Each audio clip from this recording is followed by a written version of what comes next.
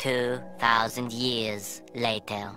Hello mga idol, welcome back to my channel, at kung bago ka pa lang dito ikaw ay aking inaanyayahan na mag-subscribe, at pakiclick mo na rin ang bell icon para lagi kang nauuna sa mga bagong update at sa mga videong ina-upload ko. Balikan naman natin ang mga bagong update sa FPJ Batang Quiapo.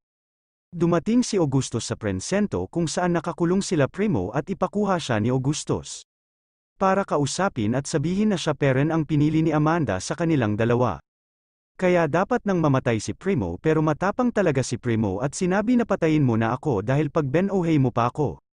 Ikaw ang papatayin ko. Samantalang nahuli naman si Edwin ni Sibireno sa eroplano kaya pinagsabihan siya ni Mang Narsing na wag pumasok sa eroplano nang wala pa alam kasi baka may mawala.